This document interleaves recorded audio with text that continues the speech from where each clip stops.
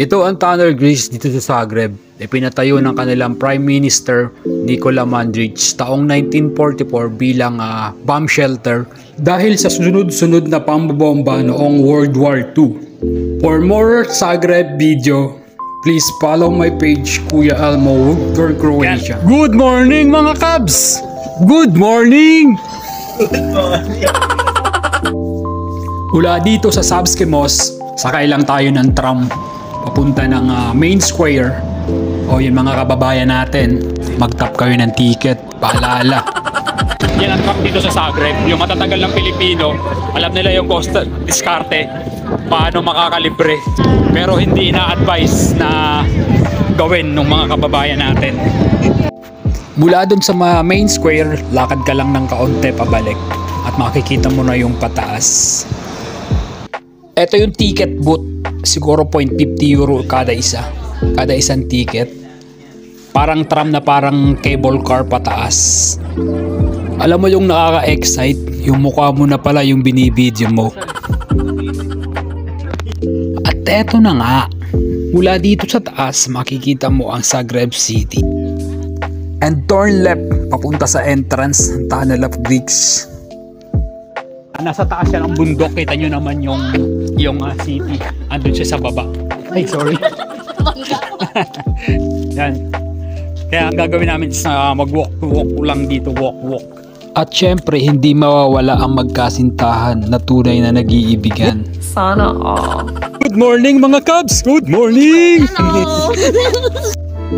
At ako nga ay biglang napa-emote. Bigla akong naalala nung aking kabataan. Siya, hayaan mo na. Balik tayo dito. Ito palusong, papunta ron sa gate. Ayan. 350 meters World War II tunnel.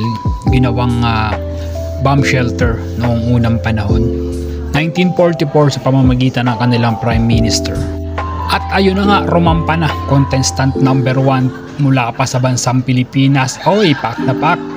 Ikalawang contestant si Ate Desa. Ito yung Tunnel of Greece. Ang taas niya is yung and siguro mahaba to. First time ko makarating dito. It's my honor na makarating ako ng bansang Europa. Kaya samantalahin ko na rin rumampa. Malakardo da Risay na lakad. Batang Quiapo, baka naman. Ito yung tunnel map, 350 meters. Meron pa siyang mga paliko. At eto na yung gitna, nilalagyan nila lang display pang attract sa mga turista. Kada taon iba-iba. Oh, si kabayan yun na. Halata naman, ngiti niya, dalagang Pilipina. Story ng kuweba na to, aalamin pa natin sa susunod nating punta dito para alam natin kung ano yung history ng tunnel na to ginamit. Siguro ito ay ginamit sa kanilang war sa digmaan, kaya may ganitong tunnel, ganito kahaba na tunnel. Daming kabayan dito. Kabayan. What's up? What's up? Mga viewers dyan.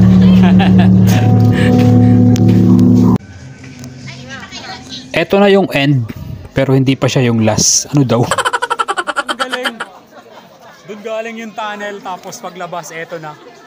Paglabas, eto ng ano.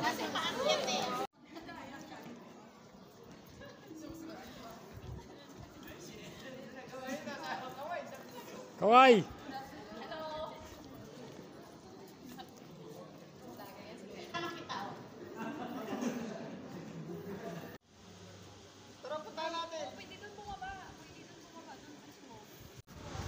Napakasarap sa pakiramdam yung makarating ka sa yung makarating ka yung sa nakikita mo lang sa YouTube, nakikita mo lang sa mga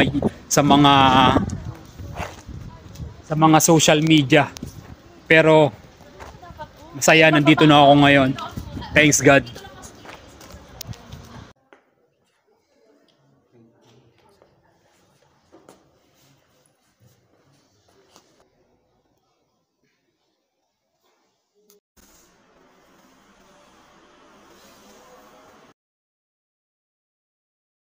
Okay, that's video for the day. Kuya Elmo Vlogs sa YouTube.